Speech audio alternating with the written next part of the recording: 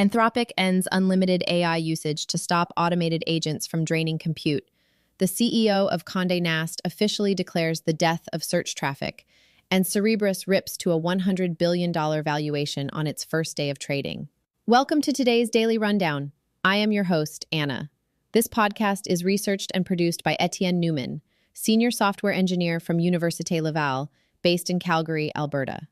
Today, we perform a forensic autopsy on the death of the infinite pipeline this Thursday, May 14th, 2026.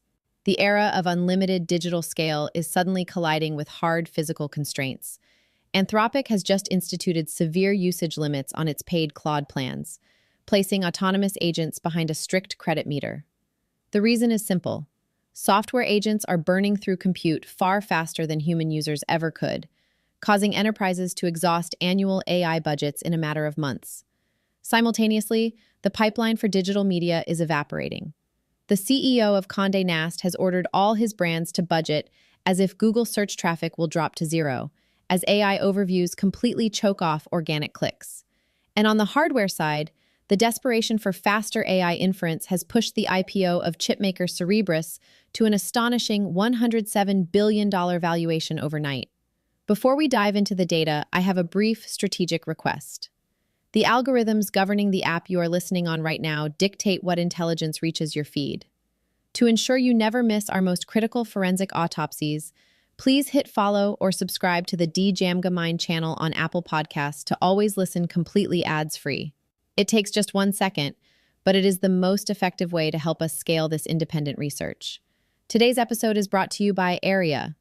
When unmanaged AI agents are burning through corporate budgets and breaking the internet, your organization needs flawless technical intelligence.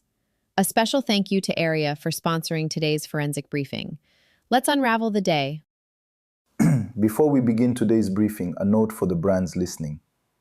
If you want to reach the true architects of the AI revolution, the technical leaders actually building the stack, not just the tourists, DJAMGAMIND offers select premium partnership opportunities.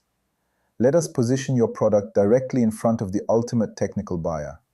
Visit jamgamind.com/partners.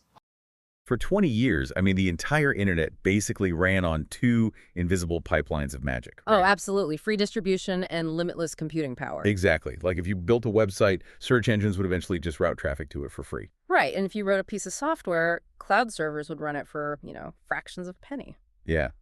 But today, both of those pipelines are dead. Yeah. So welcome to today's deep dive. Glad to be here. We are conducting a holistic, really forensic autopsy of the daily news for today, May 14th, 2026. And I got to say, the diagnosis is severe.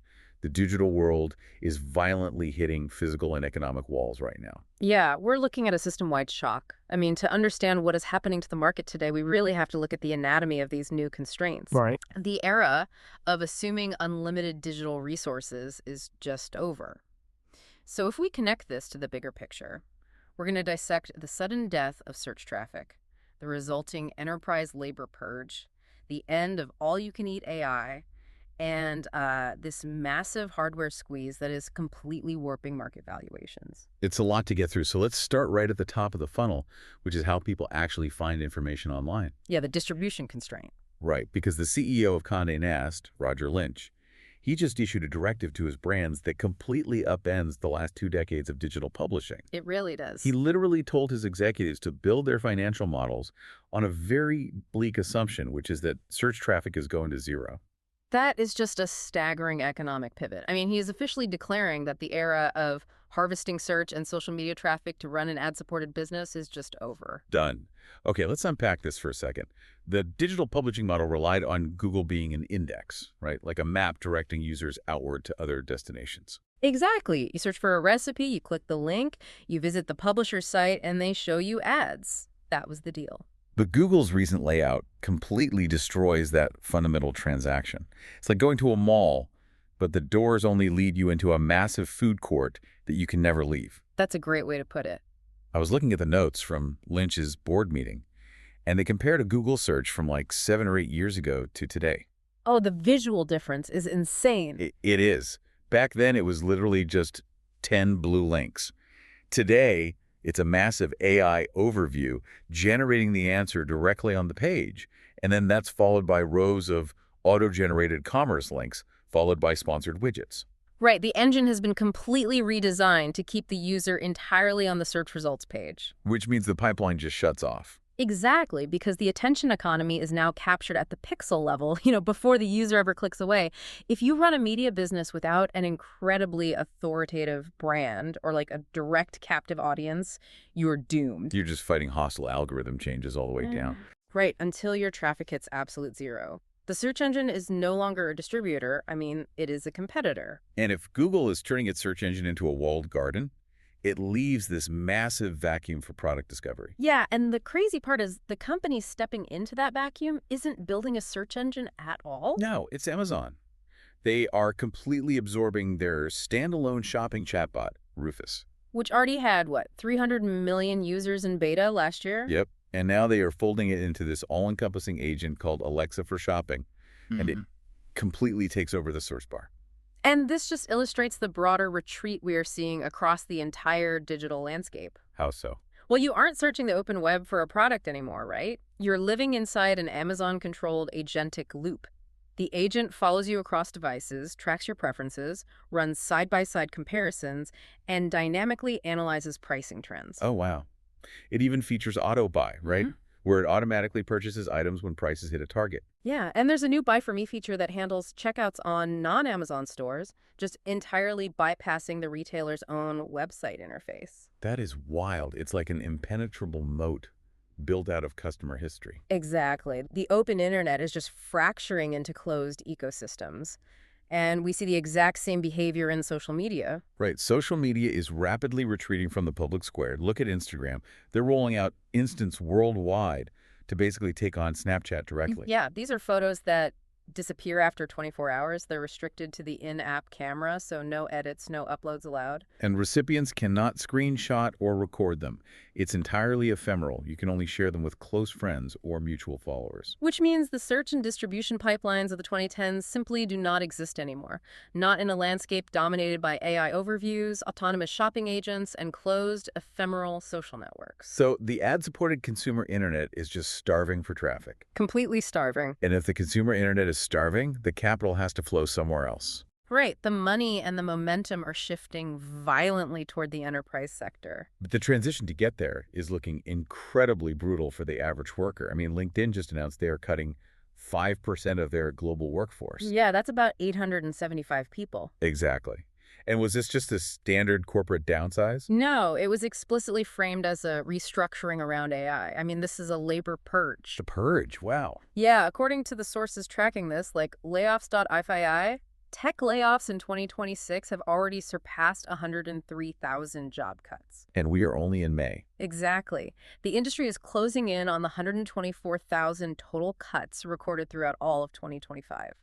Companies are just clearing the deck to free up capital. So for you, the listener, who might be a mid-level manager or a developer, this is a terrifying reality. Yeah. Roles are literally being liquidated to fund enterprise AI automation. That's exactly what's happening. But if companies are hoarding all this capital to buy AI, who are they actually buying from? Well, the fintech firm Ramp just published their new AI index, which tracks payments from over 50,000 U.S. businesses. And the headline is massive. What is it? Anthropic has officially seized the paid business adoption lead from OpenAI. It's 34.4% to 32.3%. Wait, so OpenAI is cooked? No, that's not what I'm saying. Okay. That represents a seismic shift in the market hierarchy, though. Overall, AI use in the enterprise climbed to 50.6%, and Anthropic has quadrupled its footprint over the past year. But let me push back on that data for a second, right? Ramp tracks corporate credit card spend. Right. Aren't the massive market-defining Fortune 500 contracts handled via direct invoicing? Is this data actually representative of the broader enterprise landscape? That's a fair point. The corporate card data absolutely does have a blind spot for those massive enterprise-tier negotiated contracts, and ChatGPT definitely remains the dominant consumer brand. Okay. However, the trajectory of the Ramp data reveals an undeniable trend in departmental adoption. Anthropic's Claude code is really anchoring this swing. How so? Because it's expanding rapidly from technical coding teams into finance, legal, and research workflows, it is basically becoming the default operating system for knowledge workers. And OpenAI is clearly feeling the pressure from that. I mean, CEO Sam Altman just announced they're giving new business customers 2 months of free Codex usage just to try and lure power users back. Yeah, and the timing of this is wild. Why? Because closing statements are expected today in Oakland for the Elon Musk versus OpenAI trial. Oh, right. The trial where Musk is accusing OpenAI of illegally converting a nonprofit charity into a massive for-profit corporation. Exactly. And during testimony, Altman claimed that Musk's specific plans regarding AI safety worried him so deeply that he actually proposed passing control of the company to his children rather than letting Musk take over. That courtroom drama is fascinating. Yeah. But from a purely corporate economic standpoint, this battle for the enterprise is really about who can automate expertise the fastest. 100%. Just look at the startup Adaption. They were founded by Sarah Hooker, the ex-VP of research at Cohere, and they just introduced a system called Auto Scientist, which completely automates the customization of AI models. And the results of their internal tests are the critical takeaway here. Across 8 industries, including finance, legal, and medical data, auto scientists outperformed expert-tuned models by 35% on average. Wait, how does an AI actually fine-tune another AI? Because previously, tweaking a frontier model required like a tiny pool of highly specialized human experts manually adjusting parameters at a handful of labs, right? Right. But Auto Scientist automates the entire iterative cycle. Okay. It generates synthetic training data, tests different configurations, evaluates the model's performance against a reward function, and then adjusts the hyperparameters. Wow. And it runs these experiments continuously without a human in the loop until it meets the user's specific performance goal. And that brings us to the fatal flaw of this entire enterprise shift. Because automating expertise requires a staggering amount of computing power. Yes, it does. So the third major constraint we are seeing today is the sudden, violent end of all-you-can-eat AI. The consumption constraint. The industry is rediscovering a very basic physical law of computing, which is that human typing speed has limits, but automated algorithmic loops do not. Right. And Anthropic is facing massive backlash right now because of this. They are putting strict limits on what paying customers can do. Yeah. If you want to use outside agent tools, like third-party harnesses such as OpenClaw, you can no longer just run them endlessly on your paid Claude subscription. No, Anthropic is forcing that usage behind a separate credit meter. Noah Zweben, the Claude Code product manager, was facing intense criticism on X today. I mean, users were calling the change gaslighting. They were threatening to switch to OpenAI's Codex. But Anthropic simply does not have a choice. Well, why is one coder using a tool suddenly such a massive problem for a company with billions in funding? Okay, consider the difference between a standard calculator and a chess computer. When a human uses a chatbot, it's like a calculator. It only computes when you press equals. You send a prompt, you wait for the response, read it, and maybe send a few dozen more throughout the day. It is a slow, linear drip of compute. Right, a dripping faucet. Exactly. But an autonomous coding agent is like a chess computer, playing both sides of the board millions of times before it makes a single move. Here's where it gets really interesting, because it is a continuous recursive loop. The agent generates thousands of requests. Yes. It writes code, skins up a virtual environment, runs continuous tests, browses the web for documentation when an error occurs, and recursively calls other models to check its own work. It's an absolute flood of compute demand. Like leaving every fire hydrant in the city open. Yeah. And this creates a devastating dilemma for businesses. It's the conflict between security and cost. How so? Well, the UK's AI Safety Institute recently reported that AI cyber attack capabilities are basically doubling every few months. In their simulated breaches, frontier models like Mythos Preview and GPT 5.5 are now successfully completing sophisticated attacks. So to fight autonomous AI attacks, you basically have to deploy more autonomous AI. Exactly. Microsoft just introduced MDASH, which chains together over 100 specialized agents just to hunt for software bugs in Windows. And Synthesia, a software security firm, just published a 6-step technique to automate code security reviews. Right. They claim it achieves cybersecurity performance similar to Anthropic's massive Mythos model, but without needing an expensive frontier model. And how do they do that? Well, they prep the code, map the entry points, and then send cheaper specialized agents to hunt for injection attacks, authorization issues, and logic flaws. They managed to get the cost down to less than $4 per review. That's incredibly cheap, but there is a very telling detail in their methodology about the economic constraints we are discussing. What's that? Synthesia's agents actively remove duplicate findings before fully investigating them. Wait, really? Yes, they are actively degrading the thoroughness of the investigation simply to save tokens. Oh, The hidden management cost of these recursive agents is causing sheer financial panic in corporate IT departments. Massive enterprises are discovering that unmanaged agentic workflows will just devour an entire IT budget in weeks. when companies like Uber are burning through their annual AI budgets in a matter of months because of unmanaged autonomous agents, it is clear that deploying AI at scale requires more than just raw compute. It requires management infrastructure. We want to thank our sponsor, ARIA, for making today's briefing possible. ARI provides the enterprise-grade AI management platform that organizations need to track token usage, govern agents, and turn AI potential into measurable, secure workflow automation. You can find their link in the show notes. What's fascinating here is that this insatiable token burn, this absolute desperation for compute, is directly warping the physical hardware market and valuation metrics. Oh, definitely. We are moving from software limits to hard physical limits. And warping is almost an understatement. Yeah. Cerebras, the chip design company, just had its IPO. It priced at $350 a share on its first day of trading. Which is incredible. It is. That values the company at roughly $107 billion.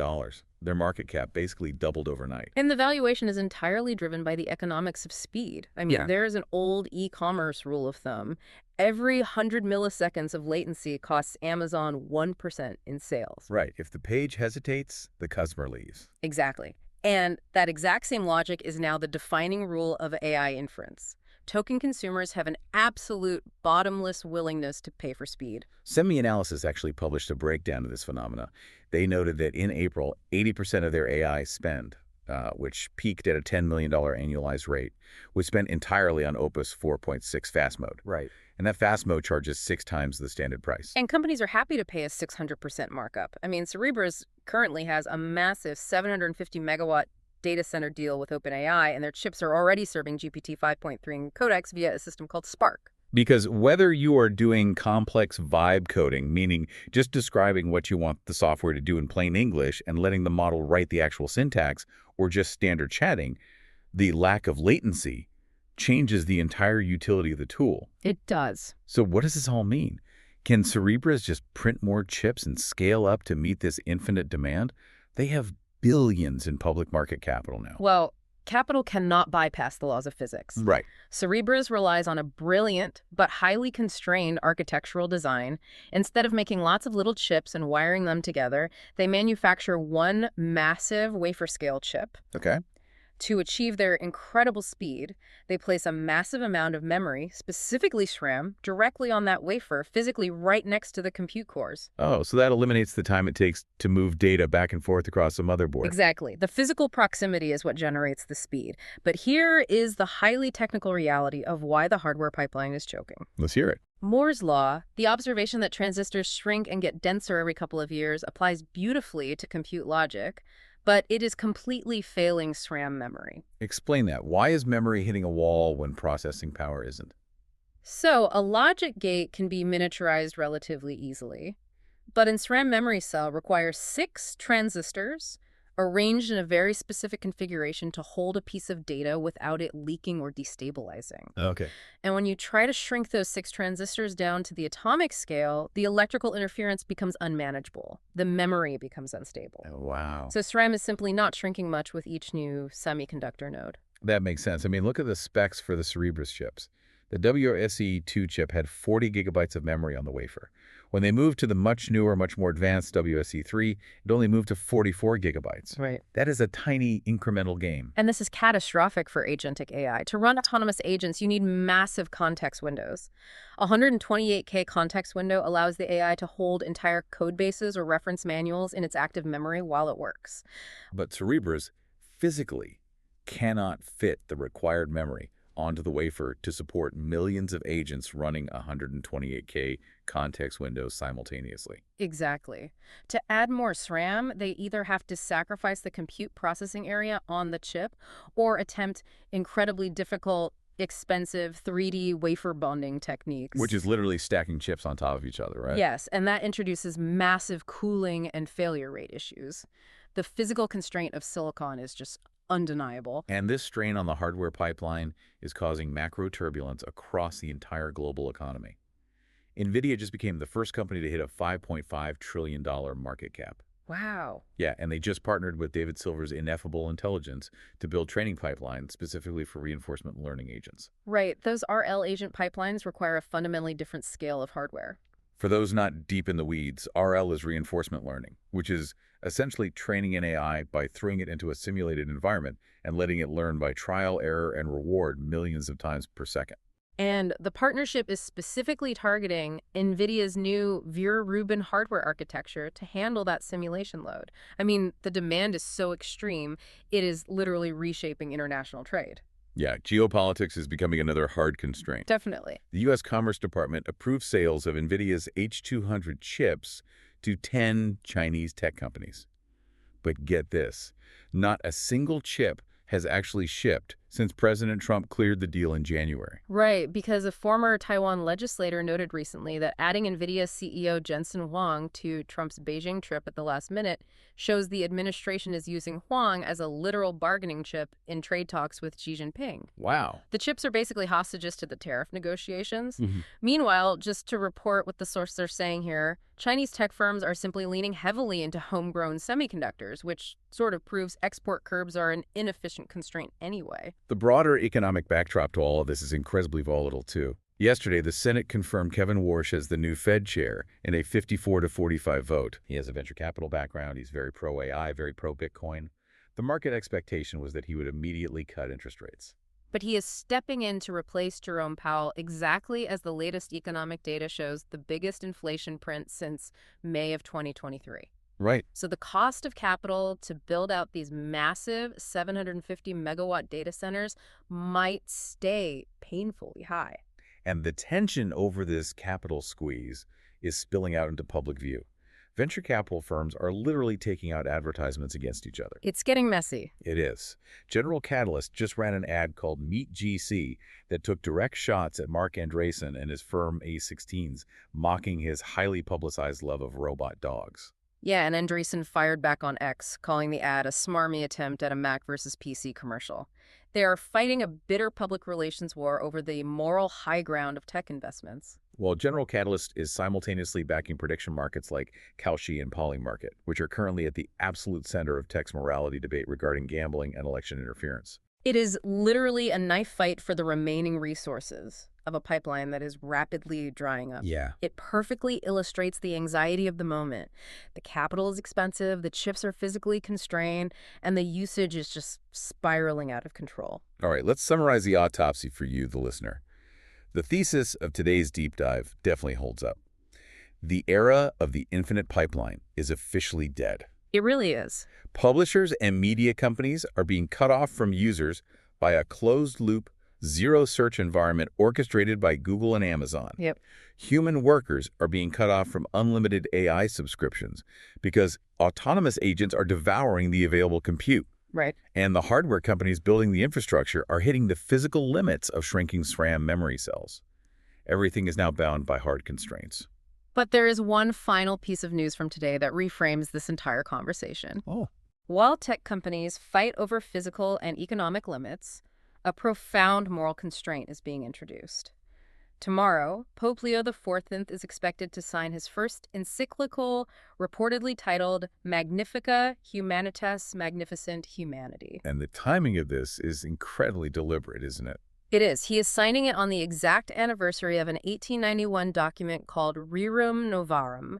That was Pope Leo XIII's foundational text defending labor rights and human dignity during the brutal peak of the Industrial Revolution. Oh, wow. Yeah. Pope Leo XIV is explicitly positioning AI as the defining moral and labor challenge of our century. He is arguing that technology must remain subordinate to the human person. Right.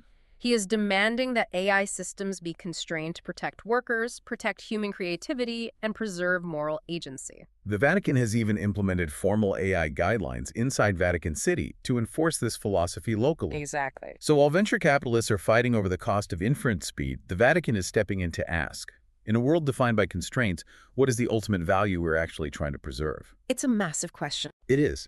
For 20 years, we let the digital water flow freely, and we just built whatever floated on top. Now the tap is being heavily restricted. Digital distribution is going to zero, corporate computing tokens are being strictly rationed, and autonomous algorithms are doing the heavy lifting in the enterprise. Right. So I want to leave you with this question to mull over. In a future where efficiency is king and resources are metered by the millisecond, how do you ensure your own human creativity doesn't become the next thing that gets algorithmically optimized out of existence? That's the real challenge. It really is. Thank you for joining us on this deep dive. We'll see you next time. And before you go, if your company is building the tools that power the workflows we talked about today, I'd love to showcase them to this audience. We don't just run ads, we build technical simulations that prove your value. Let's build something together. Visit jamgamind.com/partners to get started. Until next time, keep building.